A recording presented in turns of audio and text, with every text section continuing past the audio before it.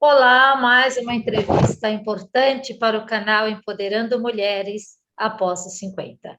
Esse canal tem a vocação de transmitir histórias de mulheres acima de 50 anos que estão na ativa, para que possa servir de inspiração para muitas mulheres que estão em depressão, que não sabem o que fazer, né, que não sabem que caminho tomar, né, para poder se movimentar e sair um pouco dessa falta de vontade, né, de ter dinamismo, de criar alguma coisa, de prosseguir, seguir a vida em frente. Então, a vida pede, né, que estejamos sempre em movimentação, sempre de pé, sempre prontos a trabalhar e a conquistar, e desbravar e seguir caminhos no dia a dia, né, que aparece porque a gente tenha que enfrentar cada situação.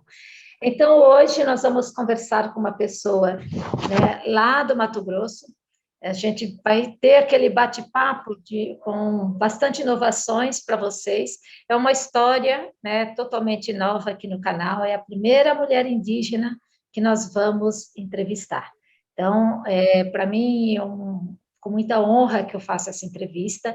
É um momento, né, de muito orgulho, de muito carinho e também de reencontro com as minhas raízes, né, já que eu sou bisneta também de indígena e me considero uma indígena também. Então, por mais que eu estou afastada aí nesse movimento urbano há muitos anos, né, as raízes, o sentimento, a emoção, a gente carrega isso, né, a vida toda conosco.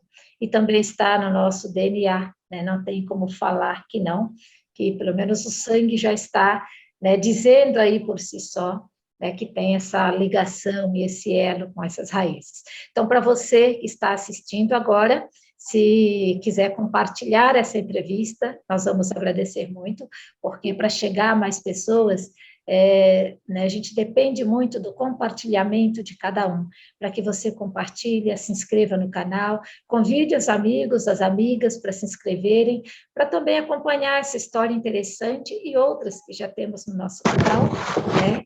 E com certeza muitas outras virão. Toda segunda-feira eu venho aqui lançar uma nova entrevista, sempre às 10 horas da manhã, lançamos toda segunda uma nova história. Então, a história de hoje será a história da Darlene Yaminalo Talcane. Ela tem 60 anos, né, da etnia Curabacari, de Paranatinga, Mato Grosso. Ela é formada em letras, é professora aposentada, fez mestrado em educação indígena pela UFMT, a Universidade Federal do Mato Grosso, e ela é fundadora de uma aldeia, né, que é a aldeia Cuiacá. Ela também é membro, né, do Instituto Yucamaniro, que é um instituto de apoio à mulher indígena. Ela trabalha, né, com moda voltada para temas indígenas hoje em dia. Então, bem-vinda, Darlene, tudo bem?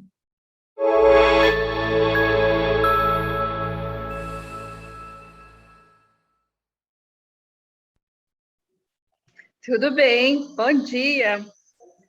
Bom dia e olha, muito obrigada pela né, seu pronto atendimento, a sua vontade, né, aceitou e veio aqui para contar um pouco da sua história, né, para que outras mulheres possam se inspirar através do seu exemplo e da sua história. E que história linda, né? Eu gostaria de saber como foi que a Darlene saiu lá da aldeia ou já estava morando na cidade, como é que foi essa história de continuar os estudos e fazer uma universidade. Conta um pouco dessa história, Darlene. Sim, eu que sou grata pelo convite, pela oportunidade de me apresentar, não só a minha pessoa, porque atrás de mim tem uma etnia cura, povo Curabacari. Eu sou Darlene Yaminalo Talcane, da etnia Curabacari.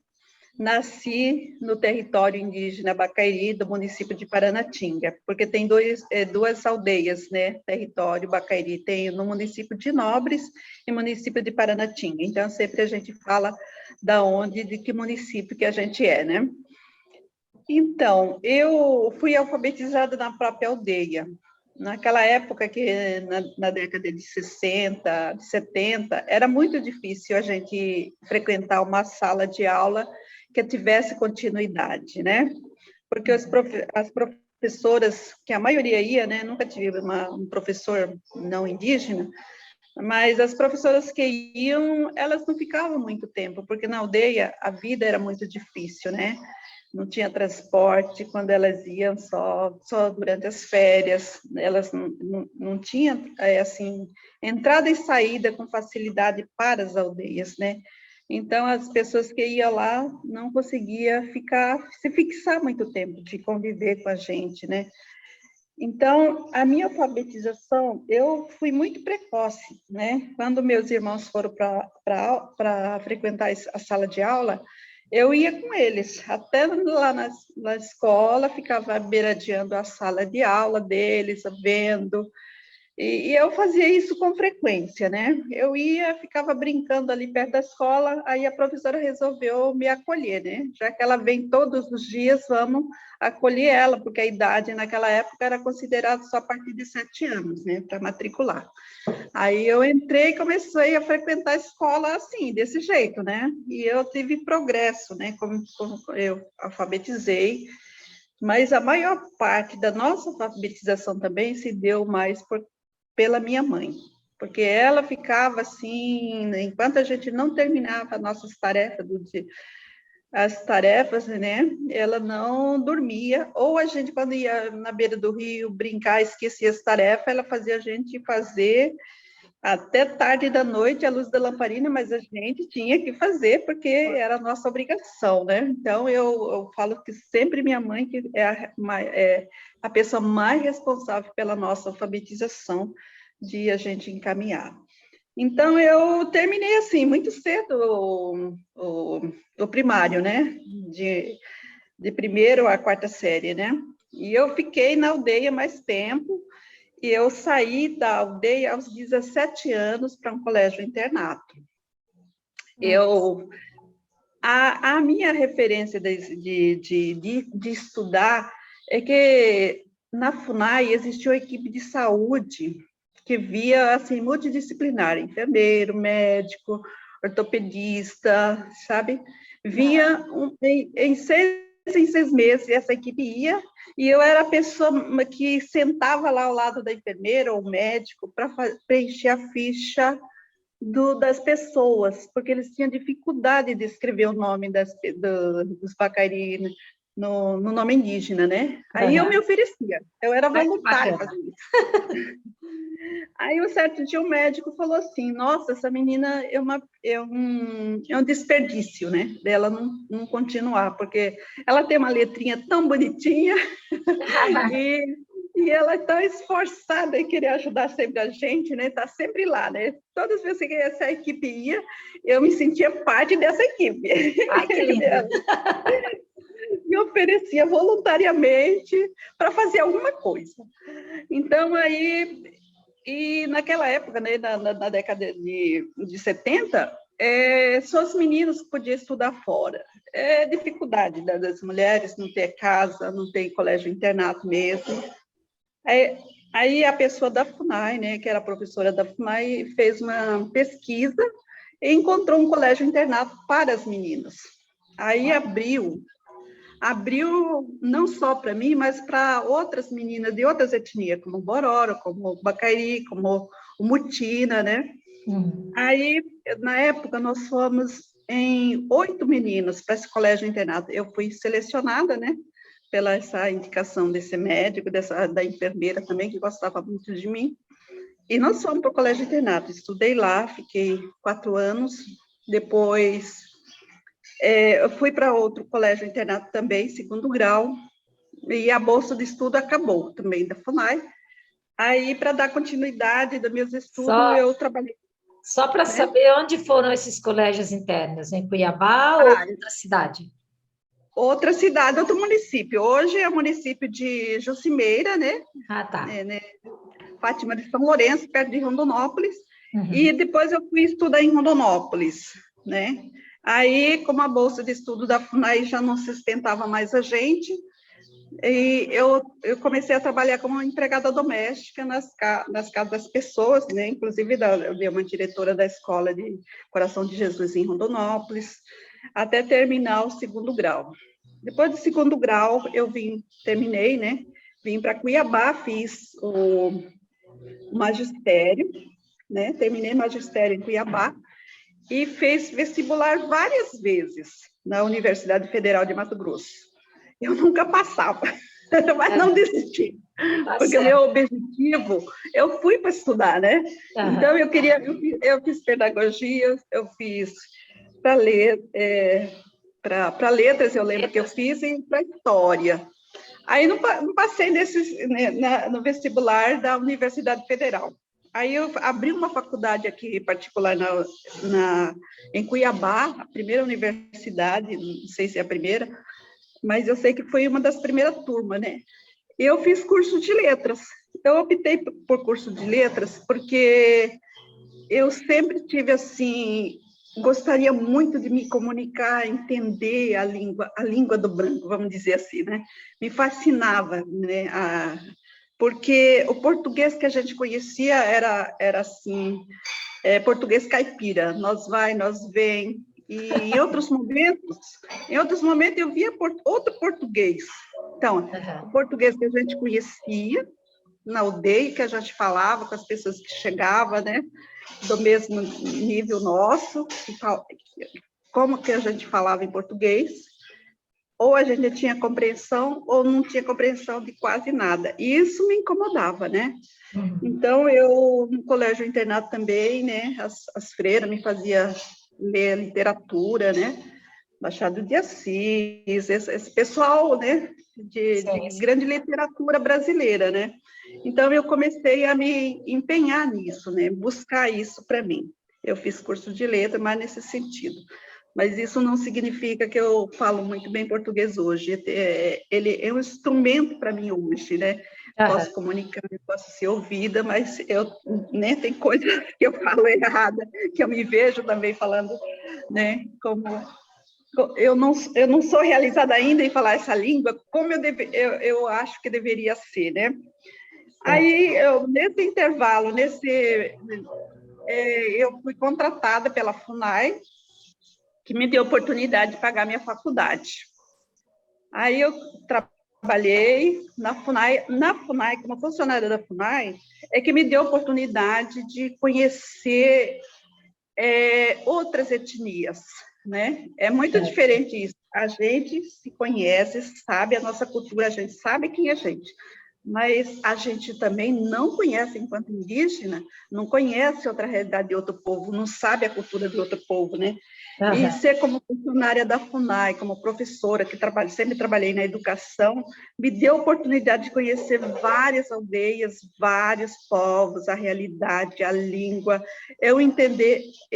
fez com que eu compreendesse a realidade de outro povo, né? E principalmente das mulheres. Então, eu, assim, sempre trabalhei como intérprete, né? Quando eu ia na reunião, eles estão falando isso, né? Principalmente para minha mãe, para as pessoas mais velhas, olha, estão discutindo isso, debatendo isso. Sempre fiz esse papel, né? E também, eu fui uma das primeiras que fez mestrado no Brasil, né? Na década de 80, a maioria estava procurando assim, seus direitos, né? Direito à educação diferenciada. Eu já tinha superado isso, eu já tinha vindo fazendo isso pela minha própria conta, né? Eu não... hoje em dia, os alunos indígenas, as universidades se abriram muito para acolher, para receber os estudantes indígenas, né? São incluídos no programa do governo. Eu não tive isso, mas eu me considero, assim, que eu também abri as portas. Você foi uma desbravadora, né? Você abriu o caminho e aí as outras coisas vieram aí para todo mundo. E isso é muito bonito na sua história, né? Esse sair, né, por conta própria, e lá, tá certo que uma enfermeira ajudou, o médico ajudou, mas se você não tivesse se esforçado como você se esforçou, você não teria continuidade nesses seus estudos, né? Mesmo quando acabou a bolsa, você continuou, né, buscando um caminho por você mesmo. E isso é muito bonito na sua história, né? Olha que coisa linda. E aí vamos chegar então ao seu mestrado. Então, aí tá, né? Eu engravidei, né? Eu sou mãe solteira. engravidei, tive filhos, aí eu parei um pouco, né, mas é assim, eu entrei no movimento, e aí passando um dia na universidade, eu ia fazer curso de inglês, eu fui lá na universidade, numa tarde, eu vi lá, mestrado para a área de educação escolar indígena. Opa! Eu fiquei assim, olhando, eu fiquei olhando aquilo lá, mas como que eu não sei disso? Por que eu não sei disso, né? Eu fiquei me perguntando, mas como? Eu sou indígena, não estou atualizada, sabe? Eu fiquei me perguntando, Cita. Aí eu falei assim, aí aquilo me incomodou. Eu fui no departamento de línguas, eu fiz minha inscrição, voltei, aquilo me incomodando, né? Martelando minha cabeça. O que será que precisa para fazer mestrado? Aí eu entrei lá no departamento de antropologia, eu requisitei o formulário. Eu falei assim, eu quero formulário para me inscrever nesse mestrado. Também a moça que me atendeu, muito simpática, me deu toda essa informação e eu preenchi e fui. Aí, quando passou uma semana, fui chamada, né? Fui chamada pela professora, que é muito minha amiga também, uma professora que conhecia a gente, né? Ela falou assim, mas como que você faz uma coisa dessa? Você nem conversou comigo, você tem que primeiro ter quem vai te orientar. Os trâmites, né? Como que você faz isso? Nós já temos aqui os alunos que a gente preparou, que se preparou o ano inteiro, teve, né? E você se atreve a fazer isso? Você tinha que conversar primeiro comigo. Eu falei, mas não é educação pública, não é aberto para todo mundo? Por que tem que ser assim? Né? Eu me inscrevi. O que você tem que fazer... Eu tinha conversado com um amigo meu, eu falei assim, olha, me inscrevi para vestibular. Quem que vai ser sua orientadora? Orientador? Não sei, eu não sei ainda. Nem sabia que tinha isso, né? Não passei ainda no mestrado, na prova do mestrado. Ele falou, mas tu é maluca mesmo, né? Eu falei, vai, eles que se viram lá, não é problema meu. No dia, cheguei lá, graças a Deus, eu passei até na língua estrangeira, que foi que eu optei mais fácil, né, língua espanhola, eu fiz tudo, e eu passei, assim, com boas notas, eliminando uma candidata, que eu fiquei em segundo lugar, né, então, foi assim. Então, eu fui forçando isso, sabe, assim, as coisas é mais assim, né, não teve nem preparação. Aí eu passei, até um amigo meu fez um almoço para mim, porque, nossa, como que você conseguiu e tal. Eu aí passei, não sei como, mas eu nem me preparei para isso, mas eu li algumas coisas, interpretei, acho que fui boa na redação, né, do meu argumento, e passei. E esse mestrado me abriu muitas portas a nível nacional. Fui conselheira de educação escolar indígena a nível nacional no MEC, né? Fui consultora, viajei em vários estados acompanhando, né, a implementação da educação diferenciada, dos currículos diferenciados no Brasil. Eu fiz parte dos parâmetros curriculares, né? Ajudei a escrever, ajudei a pensar. Então, assim, me abriu muitas portas. Mas eu também devo dizer que trouxe muito ciúme também para quem trabalha com povos indígenas e das mulheres indígenas também, né? Trouxe muito ciumeiro também. Mas assim, eu sempre, foi uma conquista minha, sempre tive essa convicção, né? De que eu fiz o meu caminho, né? E eu sempre... agrego sempre as mulheres que estão precisando de apoio, né? Sempre faço isso. Então, eu, assim, busquei sempre o meu lugar e sempre aberta para receber, acolher outras pessoas. Essa é a história do meu mestrado. Que lindo toda essa história, né? Eu achei incrível, né? Primeiro que você não parou, né? Teve essa persistência toda, e mesmo despertando ciúmes, né, aqui e ali, né, acho que em todos os lugares, as pessoas que se propõem a fazer algumas coisas, elas enfrentam alguns desafios, principalmente se elas se destacam. né? E deu para perceber aí que você já foi na contramão desde o mestrado, né? Todo mundo precisa ter um orientador, e que esse orientador, né, você já escolha ele, você já faça inscrição sabendo já quem você quer que te oriente. Você não. Foi lá e disse, eu fiz minha inscrição, e se eu passar, eles que se virem, que vê quem é que vai me orientar. É muito interessante esse desbravar seu, essa coragem, né, de ir em busca do que você quer, né, te fez, né, passar por cima de alguns protocolos aí, né, e mesmo assim trazer para você resultados positivos. E o que a gente percebe é que não foi só para você, né? Quando você busca, você representa toda uma comunidade, você partilha isso e leva isso, né, para todo o seu povo.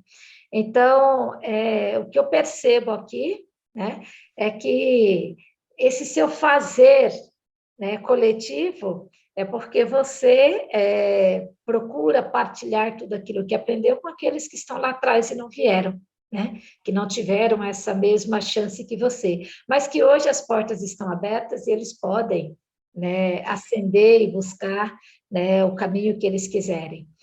E eu acho que duas coisas aí que eu acho que é importante. Quando você se deu conta, né, que você fez um mestrado em educação indígena, essa educação indígena possibilitou, né, para que a aldeia, os índios, os indígenas que estão lá na sua aldeia, isso levou para eles uma aproximação maior, né, com a nossa sociedade brasileira, para que respeite a cultura indígena, ou você acha que ainda não chegou nesse ponto? Olha, eu acho que a maioria hoje conhece os povos indígenas, maioria, na atualidade que nós estamos, né? Eu acho que o respeito, ele é recíproco, sabe? A gente só vai respeitar aquelas pessoas que a gente conhece, né? Então, eu acho que a maioria do povo brasileiro ignora isso, né? Não se dão o trabalho de pesquisar da mesma forma que pesquisam outros países, outros povos. Então, são 300 e tantos povos indígenas com as culturas e línguas diferenciadas no Brasil. Como vivem esses povos? Eu sempre falo que é um grande desafio para o povo brasileiro saber o nome dos povos indígenas. Quais etnias são que você conhece? Você já teve a oportunidade de conversar com indígena, né? Você já teve a oportunidade de conhecer a cultura dos povos indígenas, né? A maioria não se dá esse trabalho, não se tem nem um pouco a curiosidade de conhecer os povos indígenas. Então, na sua diversidade tão grande, na sua simplicidade, os povos têm muita riqueza, né? No seu dia a dia, na sua cultura, nas suas medicinas tradicionais, nos seus cantos, na sua religiosidade. É imensidão de saberes ancestrais, né? Então, falta desse respeito mesmo se dá muito, que é mais patente, mais claro, e através dos programas sociais do governo, né? Uhum. Sempre não se tem uma política pública, de fato, para que os povos indígenas do Brasil se desenvolvam com dignidade, né? Não se tem nenhum ministério para atender os povos indígenas, como os povos indígenas dizem mesmo. Tem Ministério de Meio Ambiente para cuidar dos animais, mas para os povos indígenas é sempre uma secretaria, é sempre uma fundação, né?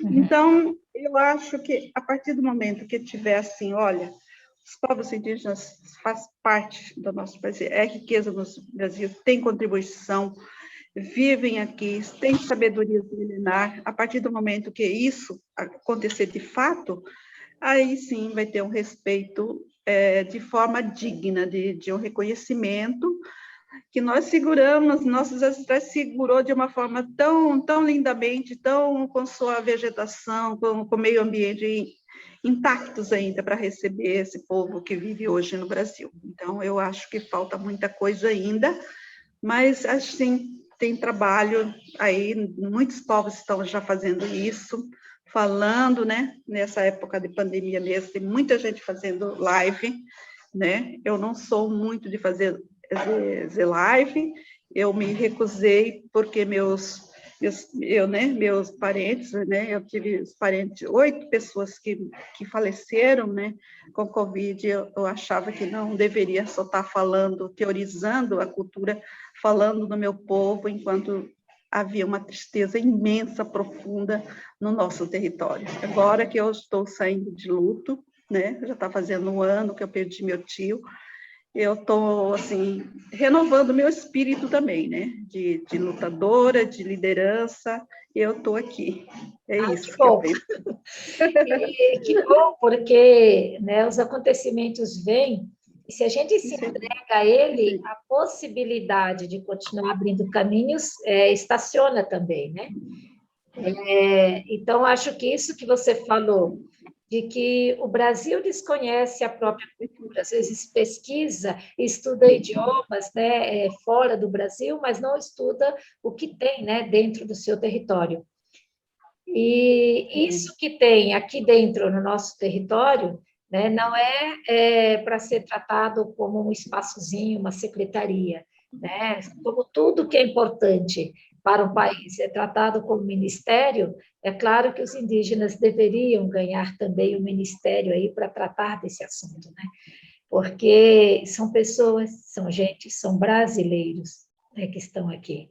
Então, eu acho que é muito bonito, e quando eu vejo algumas pessoas falar nação indígena, por que que eles falam isso? Eles não estão dizendo que é um outro Brasil, eles estão dizendo que é um Brasil dentro do Brasil, mas é uma cultura que está à parte, em paralelo, ela não está inserida totalmente dentro da nossa cultura brasileira, exatamente pela ignorância de algumas pessoas. Quando eu falo ignorância, eu falo a falta de conhecimento, né? Porque tem muitas pessoas que nem sabem, né, que existe, acham que ser indígena é aquele índiozinho que comemora no dia 19 de abril, que eles viram o desenho na cartilha, no livro. Eles não vão à aldeia, eles não têm contato, eles não conhecem, né, que são gente, né, que são, né, pessoas e comunidades aí, né, com os mesmos direitos, só que estão vivendo à margem de todo esse desenvolvimento do país. Né? Então, eu achei muito importante isso que você falou, e já quero aqui, né, te fazer um convite, estou com um projeto para a gente encaminhar para a Unesco, já é pedido mesmo deles, eu gostaria que você representasse aí, né, as etnias indígenas e fosse ao encontro da liderança de cada etnia que possa existir no seu estado, pelo menos aqueles que você tem contato, para trazer para o projeto, que é um projeto de união da nação indígena de norte a sul e de leste a oeste desse país. Eu estou indo a cada região, né, procurando pessoas que possam ser, né, exemplo e ser líder desse espaço, desse movimento, para a gente fazer mesmo um movimento, uma manifestação indígena, um manifesto genuíno, mas não com pessoas como eu, que vivi a vida toda, né, no meio urbano, querendo fazer o movimento. Eu só quero mesmo receber e levar para a Unesco, né? Mas que seja genuinamente produzido dentro das comunidades indígenas esse manifesto, com as necessidades mesmo que cada comunidade tem, né? Que cada aldeia, que cada etnia tem para poder preservar a sua língua, preservar a sua cultura, preservar o seu povo, né? E pensando nisso, eu queria te fazer uma pergunta. Qual é a necessidade maior, né, que existe hoje, que as etnias indígenas enfrentam? Pelo seu ver, por aquelas etnias que você tem contato, qual é a necessidade mais urgente que eles enfrentam? Olha, eu vou responder pela minha etnia, né? Primeiro, no meu ponto de vista, o que mais falta na aldeia é a geração de renda, né? Atualmente, nós, né, através do programa Luz para Todos, nosso território foi contemplado, nós usamos energia hoje em dia, e a luz, a gente paga a energia, né, o consumo de energia. Então, a gente nosso povo já adquiriu geladeira, televisão, um monte de coisa, né? Principalmente os alimentos que a gente compra na cidade, né? Então, tem outras necessidades além daquilo que a gente tem necessidade dia a dia como povos indígenas, né? Então, eu vejo isso. Para outros povos que ainda, né, tem várias necessidades urgentes, por exemplo, o povo do Mato Grosso do Sul, o povo Guarani, né, eles precisam de terra demarcada, de terras reconhecidas. Apesar de ter uma FUNAI que é para proteger, demarcar as terras indígenas, a partir do momento que as terras indígenas entram em conflito, né, com os fazendeiros, né, já os fazendeiros, né, já se apropriaram, né, do uso capião das terras indígenas, é muito complicado o retorno dessas terras para os povos indígenas, porque há uma série de burocracia que precisa ser superadas, né? Então, esses povos ficam à margem, né, à beira da estrada, literalmente, né? Então, eles precisam de terra garantida para continuar vivendo dignamente. Porque no nosso caso, por exemplo, nós, povo Bacairi, temos 2 territórios. Eu sempre digo para quem não entende isso, o que significa uma terra demarcada. É como você comprar uma casa, registrada, está em seu nome, é seu, é um direito seu. Então, terra demarcada para os povos indígenas é isso, né? É a garantia. A terra, ele pode plantar, pode colher, pode caçar, pode fazer o que quiser, né? É usufruto da coletividade. Então, isso é muito importante para os povos que não conseguiram as demarcações de suas terras. Então, eu vejo assim necessidade também a arte, o divertimento, a diversão para os jovens, né? Tem os jovens hoje em dia que precisa ter emprego também. Então, né, os jovens estão crescendo de uma forma assim que precisa estudar, precisa ter amparo, porque não é só vir da cidade, a gente precisa de alimentação, precisa de investimento, precisa de moradia, principalmente, né? Então, nesse governo, né, se cortou todas essas bolsas, né? Uma bolsa de estudo que era no valor de um salário mínimo, que ajudava os estudantes a se manterem na cidade, a ter continuidade, com dignidade, né? Então, são inúmeras urgências, né? Dia, né? As necessidades que nós temos. Então, isso a gente consegue só lutando mesmo, indo nas universidades, né? Vendo as cotas, como que são essas cotas, porque não adianta ter uma cota, mas que não dá proteção, segurança para que esses alunos indígenas que vêm das suas aldeias, né, muitas vezes não tem muito convívio, não sabe como viver muito na cidade, e vem para a cidade e morar de qualquer jeito, né? Então, precisa de acompanhamento, precisa de orientação, precisa de uma tutoria, na realidade, né? Então, são essas inúmeras necessidades, né? Isso no meu ponto de vista, né? É isso. Nossa. E trabalho e geração de renda para as mulheres, principalmente. Nossa, quanta coisa, né? Desde a necessidade da energia elétrica, né? Até um abrigo para poder estudar. Olha, né, quanta coisa ainda é importante. Eu não entendi, né, porque que corta-se os recursos para aqueles que mais precisam, né? Tem que cortar de outra maneira, mas não, faz justo, né, de ajudar o desenvolvimento de um povo. Mas, né, vamos lutando para a gente conseguir, né, superar tudo isso e ajudar. E é bom você falar, as pessoas terem mais consciência. Eu acho que o público que assiste aqui o nosso canal, né, é um público que já vai tomando consciência disso também e mudando um pouco, né, a visão de como olhar a questão indígena, né? Porque tudo isso que você está colocando aí são vidas, é uma realidade, né, que está acontecendo hoje e que é importante a gente estender a mão, né? Outra coisa que eu queria falar para você, como que é, por exemplo, você está na cidade, ter saído da aldeia, e agora você fundar uma aldeia, né? Você saiu da sua aldeia e se formou na cidade, e nesse contexto urbano todo, você fez a sua formação. E agora você fundou uma aldeia. De onde surgiu essa necessidade de fundar? O que significa fundar uma aldeia?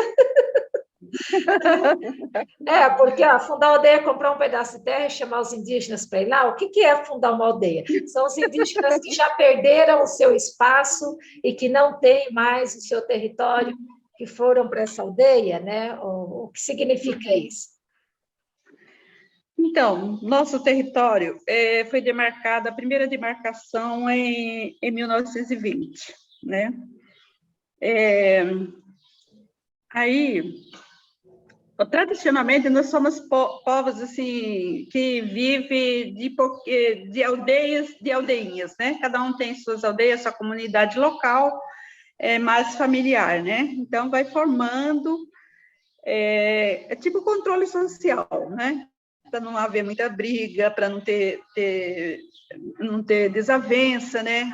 Sempre a sabedoria ancestral, da ancestralidade que mesmo vem isso. O povo caribe é assim, né? Culturalmente. Uhum. Quando se fundou um posto indígena Simas Lopes, naquela época do Serviço de Proteção aos Índios, o governo juntou todo mundo, essas pessoas que tinham aldeias e aldeinhas, reuniu todo mundo em nome da atendimento à saúde e educação, né? Mas isso o governo fez para controle, para diminuir as terras, porque sim, o povo Bacari vivia em expansão, né? Sempre estava expandindo as terras, ocupação de terra, né? O governo na época fez isso, diminuiu, né? Trouxe todo mundo, né? Para todo mundo. Lugar só? No lugar só, fez arruamento e tal. Aí, mas naquela época era pouca gente, né? Então, a população era pouca ainda. Uhum. Aí começou essa aldeia, começou a crescer. Hoje em dia é uma vila grande, né? Para quem vai na aldeia central hoje em dia, todo mundo se pergunta, nossa, parece uma vila, uma cidade, né? Parece até uma cidade. Então, na década de 80, houve uma desavença muito grande da parte das lideranças, né? Puxador de canto, aquele que puxava serviço, né, em comunidade, já não se entenderam mais. Aí teve, assim, as pessoas fazendo aldeias, né? Formando dentro do próprio território, fazendo suas aldeias, levando suas famílias, né? Sim. E minha família, por ser pequena, assim, a gente continuou morando na aldeia principal, onde a Fundação Nacional do Índio fundou também, né? Uhum. Depois, né? Depois que colocou escola, hospital, uma infraestrutura que se tem lá, né? A gente continuou morando até ano 2004. Aí meu pai pensou, né? Falou assim, que tal nós casamos também, né? Os filhos casaram e tal, né? A nossa família foi crescendo. Uhum. E ele falou que ele tinha interesse de fazer aldeia. Mas meu pai nunca falava isso na reunião. Todas as vezes que a gente assistia a reunião, eu esperava ele falar isso na reunião, né? E voltava dessa reunião da Assembleia do Bacari, né? Frustrada, porque ele não tomava iniciativa. Papai, você esqueceu de falar que nós temos a intenção de fundar uma aldeia? E nós já temos local, porque eles tinham essa roça há 15 anos. No mesmo lugar de sempre, já tinha essa roça, já tinha as casas, né? Aí ele nunca falava. Aí, certo dia, eu estava lá na reunião, eu peguei, levantei e falei, olha, nós temos esse ano, né, em 2004, né, em 2004 nós vamos fundar uma aldeia, nós estamos pensando assim, assim, tal local, e nós vamos fundar a aldeia, nós vamos mudar dessa comunidade. É o nosso objetivo, a nossa intenção. Foi desse jeito. Aí eu mesmo fiz documento, né, para a FUNAI reconhecer, porque a FUNAI tem que reconhecer para ele dar apoio, uhum, né, pelo menos para a Secretaria de Saúde também indígena, porque a gente precisava de um poço, a gente precisava de um combustível para pegar material para fazer casa, palha, essas coisas, né? Porque se funda uma aldeia assim do nada, né? Nós tínhamos casa lá, mas era só de 2 famílias só. Mas como nós tínhamos umas 5, 6 famílias para mudar, a gente precisava fazer essa casa e estruturar como uma aldeia, né? O modelo que a gente tem de uma aldeia, né? Uhum. Então, eu fiz um planejamento, que aquele ano a gente ia mudar, a gente ia reivindicar isso, a gente precisava contratar um agente de saúde para a gente, porque tinha as crianças, né? Nós reivindicamos contratação de algumas pessoas, né, que cuidassem de algumas coisas. E assim, é assim que se funda uma aldeia. Tá certo. Não foi fácil, principalmente a alimentação, mas nós conseguimos, hoje nós temos uma aldeia. Né? Eu vou até mandar uma foto para você, como que a nossa aldeia é. Não, é que é importante para que as pessoas percebam, fundar aldeia não é fundar cidades, né? Fundar aldeia é arrumar um espaço onde você apoia as famílias para viver naquele local e fazer o trabalho comunitário, né? Porque vocês fundam aldeias e continuam com a cultura indígena do trabalho comunitário, né? Então, acho que, pelo menos o que eu percebo, que a minha mãe falava muito, que tudo, né, na vida indígena é partilhado, é para a comunidade, então não se pensa nada sozinho. Quando seu pai pensou, e já tinha lá 2 famílias, ele queria levar as outras famílias, né, mais 5 para lá, para poder estar nesse espaço e ter condições, né, de dali prover o sustento e fazer esse trabalho comunitário. Então, eu acho que é importante para quem está em casa, né, perceber isso. Se na cidade nós compramos casas e apartamentos e queremos morar em casa, né, nas aldeias os indígenas também têm esse direito, né, de se estabelecer no lugar em que eles possam, né, não ter o perigo de ceder, ter que sair dali, porque a terra, né, o grande fazendeiro tomou e tem que sair daquela terra e ir para outro lugar que não é dele. Então, não é assim, né? Precisa dessa demarcação, precisa de toda essa documentação, e as aldeias, né, elas já foram instituídas, né, e reconhecidas para que vocês não corram mais esse perigo, né? Então, acho que isso é importante a gente esclarecer, né, para todo mundo. Mas você falou uma coisa muito importante, que nós até já passamos, que é a questão do emprego para os jovens, né? É a questão dos artesãos, dos artistas nas comunidades. A arte, eu trabalho com a arte e agora eu faço questão, né, como curadora, de trazer, né, arte africana e arte indígena em todo o trabalho que eu fizer. Então, estou agora dirigindo um trabalho que é só com mulheres, mas eu quero presente ali a arte indígena, né, e a arte africana. Então, essa inserção e essa busca, a gente tem que, né, apoiar. O Brasil não apoia, a gente não vê arte indígena sendo, né, divulgada e tendo um valor como tem, né, muitos outros artistas que não são indígenas dentro do próprio país. Então, a gente precisa, né, mais um passo a ser dado agora é o reconhecimento da arte indígena, porque ela é uma arte genuína, não é porque é comunitária, né, que ela não tem o seu valor. Aí está a diferença, exatamente por ser comunitária que a gente tem que dar esse valor, porque representa um povo, né, não é um indivíduo. E é muito importante essa inserção da arte indígena na nossa sociedade, né? E você vê caminhos para a arte indígena? Você já viu alguma coisa ou não? Como é que está a situação de vocês na questão artística?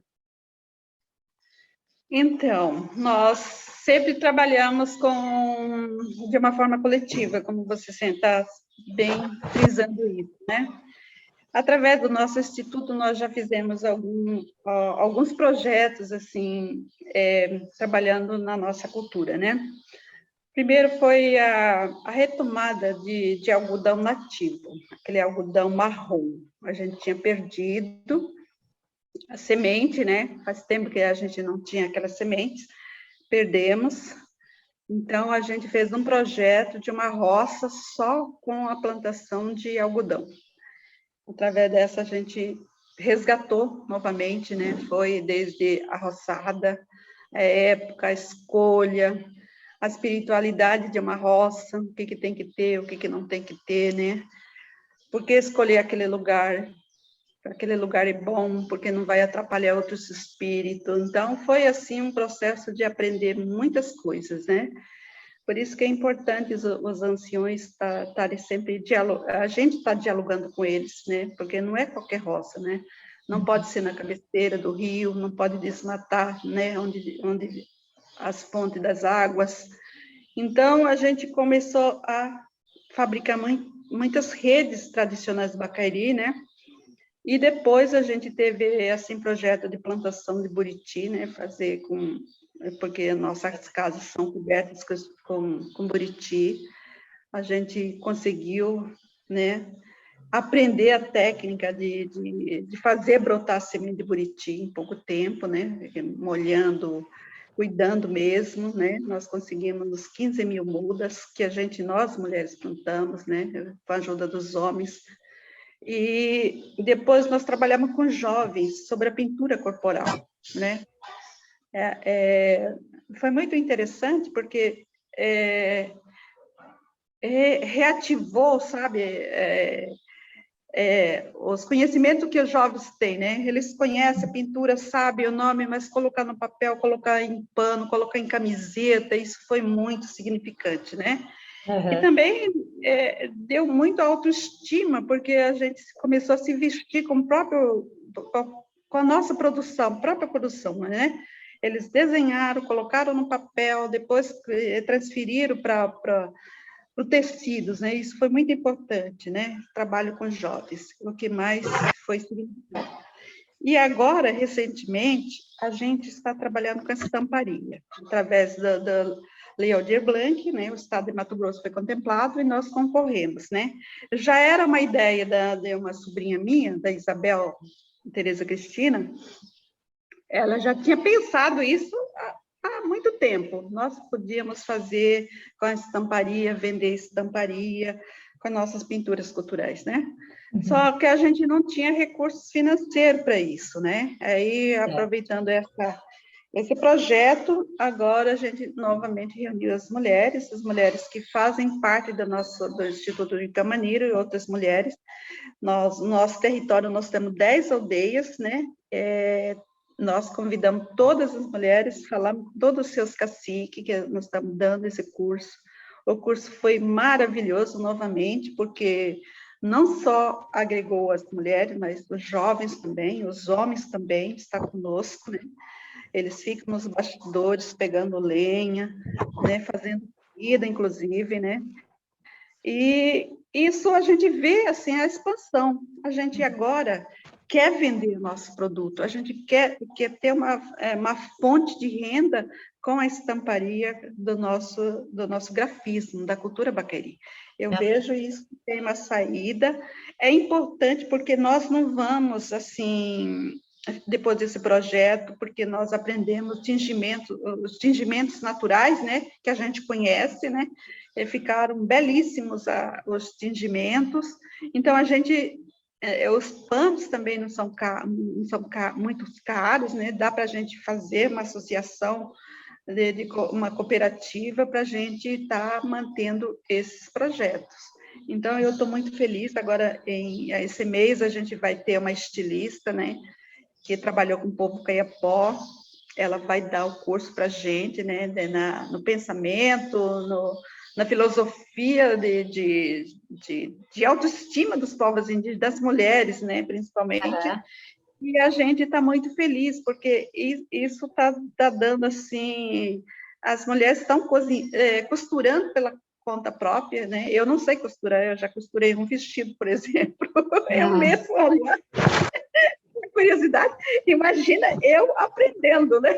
Então, eu acho que quero me firmar nisso, eu estou gostando muito de costurar, de criar, então eu vejo que tem, assim, saída, sim, eu vejo que ele pode ser uma das da cultura que vai sobressair entre outras culturas. E que precisa ser divulgada para ser bastante valorizada, né? Isso é muito bom, né? Eu vejo, né, exemplo nessas mulheres aí trabalhando, isso sim é um símbolo de empoderamento, né? Empoderar é você fazer aquilo que você tem vontade, que isso possa, né, te ajudar, te deixar, né, assim, com visibilidade naquilo que você sabe fazer, e vocês, no caso, comunitariamente, as mulheres da comunidade. Olha que lindo, né? Agora, eu gostaria de saber o que é ser empoderada para você. Você se sente uma mulher empoderada? Sim, eu me sinto. Desde a trajetória da minha vida, eu, graças a Deus, eu não sou, eu sou e fui, né, na minha construção da minha vida, assim, fiz o que eu tinha que fazer. Eu lutei por isso. E agora eu vejo que outras mulheres precisam também ser empoderadas, né, ter autonomia, principalmente financeiramente, nos seus pensamentos, na sua maneira de viver, a escolha de como elas querem viver, né? Eu assim, já escolhi o que eu quero ser, né? Eu já sou professora, já fui funcionária pública, agora sou avó, eu pretendo morar na aldeia o ano que vem, já estou costurando, né, as minhas relações na aldeia, onde eu quero morar, né? Não vou fundar uma aldeia, mas eu vou escolher um lugar para morar. Tá certo. Então, tudo isso, né? Eu já escrevi um livro, né, da minha dissertação, né? Ai, que joia! Qual que é o Educação título do escolar. livro? É, a história da educação escolar entre Escura Bacairi, né? Ah, Aqui, né? e E ela eu está sendo comercializado? não, já esgotou, mas eu Ah, posso mandar um para você. eu quero.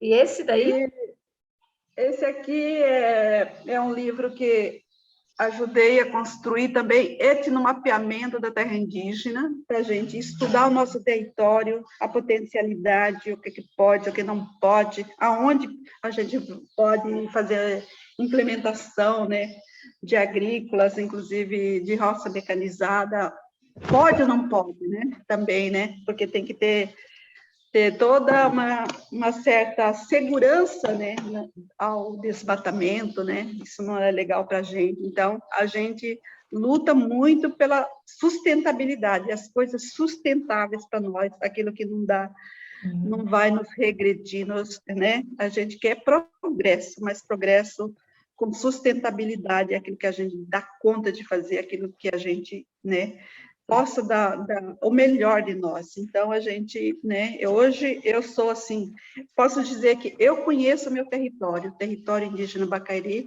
é uma área de 65 mil hectares, eu conheço, assim, na palma da minha mão hoje, porque eu não só escrevi, mas eu fui, né, onde estão os marcos, onde foram demarcados, então eu sei o que o nosso território oferece. Então, é isso. História linda. Olha, Darlene, quero te parabenizar. Estou muito emocionada em vários momentos, né, de coisas que você falou aí que me tocou a alma, me senti tocada. Queria te agradecer muito, porque é muito bonito toda essa história que você está nos contando, né? E, né, eu realmente acho que empoderar outras mulheres, né, é uma missão para aquelas que já percorreram um caminho como esse que você percorreu, né? Você já fez, já abriu, né, os caminhos para você e agora ajudar outras mulheres, isso é muito bonito, a fazer isso também, né? Então, fantástico todo esse teu trabalho, queria te dar os parabéns, né? E o que você poderia falar para aquelas mulheres, né, que estão em casa e que não sabem por onde começar, o que fazer, né, que já não acreditam mais que depois dos 60, você está com 60 anos, né? Que depois dos 60 não dá tempo de começar mais nada. Você poderia dizer? Olha, eu quero dizer assim, comecem onde vocês estão, com o que vocês têm, né? A gente não tem que preocupar em muitas coisas. A simplicidade das coisas faz com que a gente comece com pequenas coisas e vai aumentando, né? Porque a força do nosso querer é muito importante. E quando a gente age, ele acontece. E hoje eu tenho certeza disso. Então, não existe nada assim, né? Nada impossível. Basta querer, força de vontade. Eu tô assim, não me dei conta ainda que eu tenho 60 anos, né? Mas eu sei que, né, aos poucos eu vou chegar daqui a uns 10 anos, né? Eu estou chegando aos 70, mas eu quero fazer muitas coisas ainda, muitas coisas mesmo, né? Aquilo que minha força física não dá, mas eu quero, assim, ainda tingir, desenhar, contar história para as pessoas, para os meus netos, para os meus sobrinhos. Eu quero ser, assim, fonte de inspiração deles. Contar história também é ato de amor, né? É formar as pessoas a ouvir, né? Ouvir de coração para coração. Então, acho que essa parte de contação de história é muito importante para as pessoas que também vão envelhecer, né? Mas eu acho, assim, é um dom, uma graça. Graças a Deus quem chega até aqui e prossegue, né? Isso. Benza a Deus. É o que te dá energia para fazer tudo isso que você faz? De onde você tira toda essa força, essa energia para isso? Olha, eu acho que é a força da minha mãe. Ela, todos os dias, é uma pessoa, assim, muito, muito positiva. Ela não levanta antes de fazer oração, né? Agradece, é uma oração simples. Agradecer, sendo todos os dias, né? Que bom que a gente amanheceu bem, está com saúde e tal. É uma oração que ela faz sempre louvando o sol, louvando o vento. Então, eu me inspiro muito, né, na força da espiritualidade delas, né? Dela. E, inclusive, quando os passarinhos cantam, já é uma oração do dia. Então, isso é minha inspiração. Ai, que lindo. E uma palavra que define a Darlene, qual é? Eu acho que, olha, eu diria muitas coisas, mas é a perseverança que me faz ser eu. Uhum. Que lindo. Perseverança é o seu nome. É, muito bonito. E eu acho que outra também que te define é a coletividade, né? Esse senso de trabalhar no coletivo. Que lindo, gostei disso. E nós estamos indo para o final da nossa entrevista. Eu quero, não me canso aqui de agradecer, que bom, né, que a gente teve essa possibilidade de ter esse contato. Muito feliz, né, que você veio contar essa história, já que contar a história é um ato de amor. Então, muito feliz por esse amor que você dedicou a esse momento da nossa conversa e as pessoas que estão aí nos acompanhando e conhecendo a história da Darlene, que é uma história inspiradora, né, uma história de muita luta, de desbravamento, de ser aquela que vai à frente, né? E agradeço você imensamente. Queria que antes da gente encerrar, você deixasse uma mensagem, né, para as pessoas que estão aí assistindo o nosso canal, assistindo essa entrevista. Que mensagem você daria? Eu quero dizer para outras mulheres que nós, mulheres indígenas, temos, assim, nossas dificuldades, nossos desafios, mas nós amamos viver também, amamos do nosso jeito, de ir para a roça, de tomar banho no rio, de contar história, de cantar os nossos cantos. Isso que nos faz mulheres bonitas, maravilhosas, e nós queremos continuar sempre assim, congregando sempre os nossos valores com as mulheres especiais também, que você que está do outro lado, que tem a generosidade de nos ouvir. Gratidão por isso. Que lindo. Eu que agradeço muito. Antes ainda de nos despedirmos, queria que você deixasse aí as suas redes sociais, como que as pessoas podem te encontrar, ter contato com você. Eu estou no Instagram, Darlene Talcani, e no Facebook, Darlene Yaminal Talcani, tá? Eu estou na rede, as pessoas podem me encontrar lá, tá bom? Vou ficar muito Então, agradecida. só repetindo, no Instagram, Darlene Talcani, e no Facebook? Sim, Darlene Yaminalo Talcani. Então, Yaminalo com Y, Talcani com K. Sim, exatamente. Então, Darlene, Bom, muito obrigada. Eu quero agradecer esse momento, né, de partilha, essa generosidade sua aqui.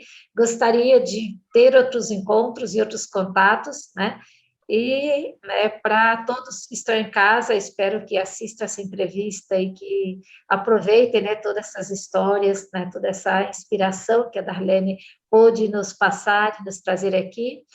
E mate um pouco a sua curiosidade também, vá conhecer, né, estudar um pouco sobre os povos indígenas, sobre os idiomas, sobre, né, quantas línguas nós temos no nosso território brasileiro e quantos povos existem dentro desse território brasileiro. Então, queria agradecer a todos vocês que nos acompanharam. Se gostaram dessa entrevista, compartilhem, dê aqui o seu like e que vocês possam, né, convidar outras pessoas para poder também assistir essa entrevista. Então, muito obrigada, Darlene. Um beijo para você e para toda a sua comunidade aí. Meu abraço.